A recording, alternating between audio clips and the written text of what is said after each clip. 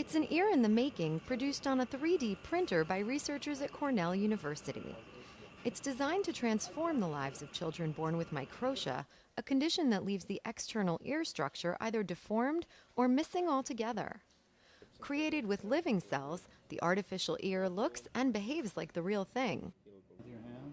Plastic surgeon Jason Spector of Weill Cornell Medical Center says the printed ears have obvious aesthetic benefits for children afflicted by microtia, but they could also limit the need for the painful surgery required to help the child hear normally. It is currently a very extremely challenging defect to reconstruct. Requires taking tissue from a young child. Usually the surgery is done about the age of 5 or 6. The sort of gold standard reconstruction is to use a child's own tissue, which means taking pieces of 3 of their ribs, which, as you can imagine, is quite painful.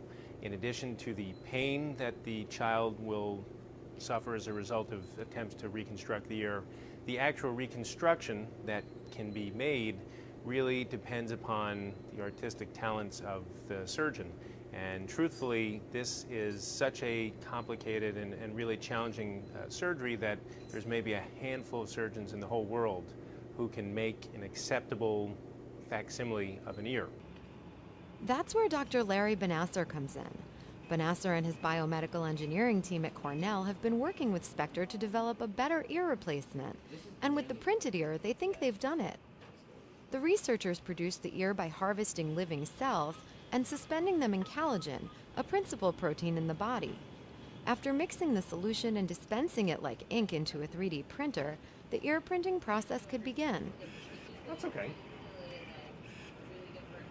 To achieve the precise ear shape, technicians used 3D panoramic photographs and laser scans capturing the geometry of the patient's other ear, and then fed the data into a computer that translated it into a lifelike implant.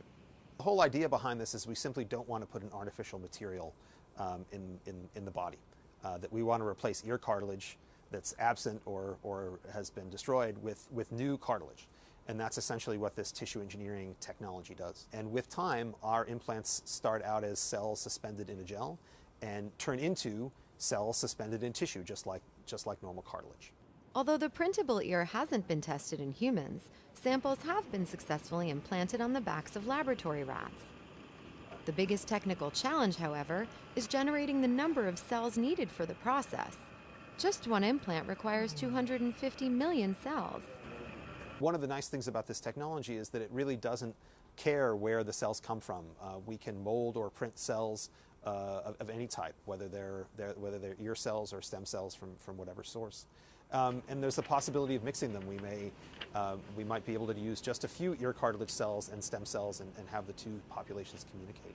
So it's really unclear what will be the perfect population for the ultimate clinical use, but the technology that we've developed will be able to interface with whatever cell technology is seen in the future. Tissue engineering is still a limited technology, but this research team says it's only a matter of time before the printing of new body parts has become straightforward, conventional medicine.